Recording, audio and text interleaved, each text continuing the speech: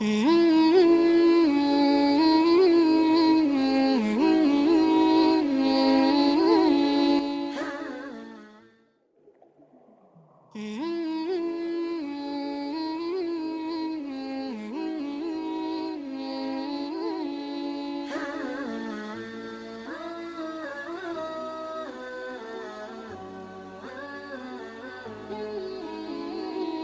अल्हम्दुलिल्लाह नहमदहु नुसल्ली अला रसूलिल करीम अम्मा बाद आउज़ु बिल्लाहि मिनश शैतानिर रजीम बिस्मिल्लाहिर रहमानिर रहीम।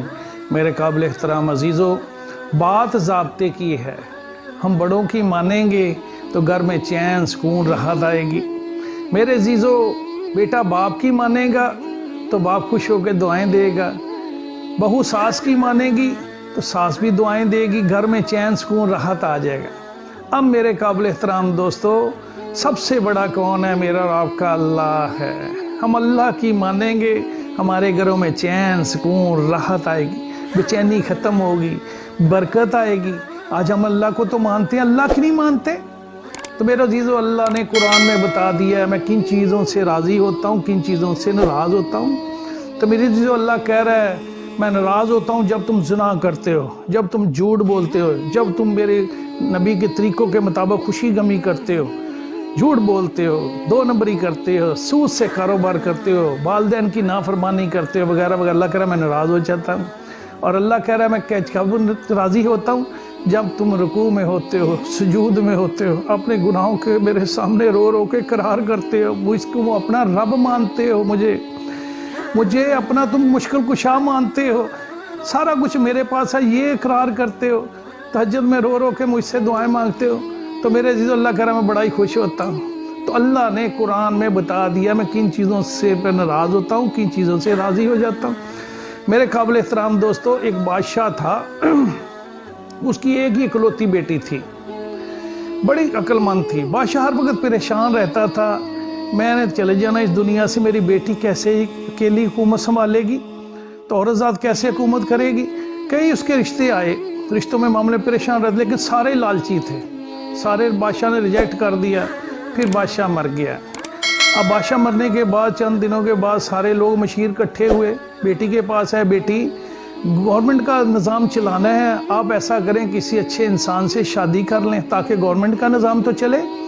तो ये लड़की बड़ी अक्लमंद थी, इसने पूरे अपने मुल्क में ऐलान कर दिया कि फ़लाँ तारीख को फ़लाँ दिन इतने बजे फ़लाँ इलाके के ग्राउंड में मैदान में आ जाए, जो मेरे गले में हाथ डाल देगा मैं उससे शादी कर लूँगी।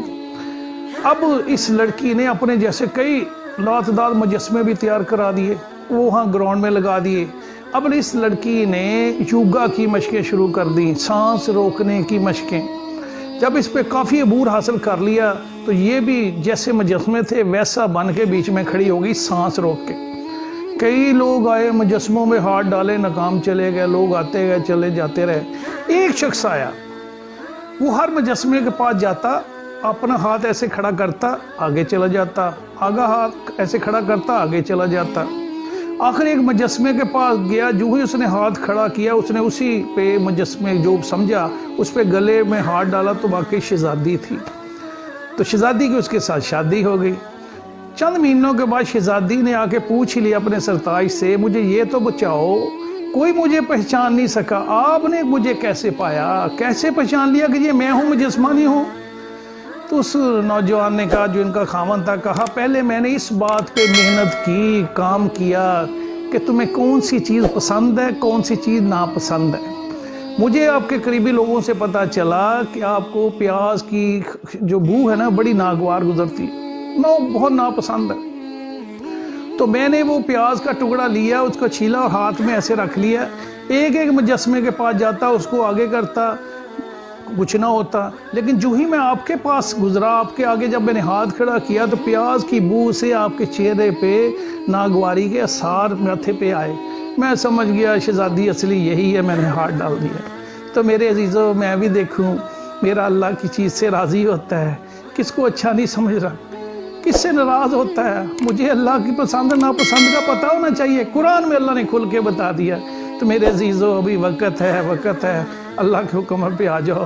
اس کے حبیب محمد صلی اللہ علیہ وسلم کے طریقے پہ آ جاؤ، کامیابی ادھر ہی ہے، جتنا مرضی بھاگ لو میرے عزیزو، اللہ سے ہدایت مانگو، اللہ مجھے بھی آپ کو بھی اپنے حکموں پہ، اپنے حبیب محمد صلی اللہ علیہ وسلم کے طریقوں پہ زندگی گزارنے کی توفیق عطا فرمائے۔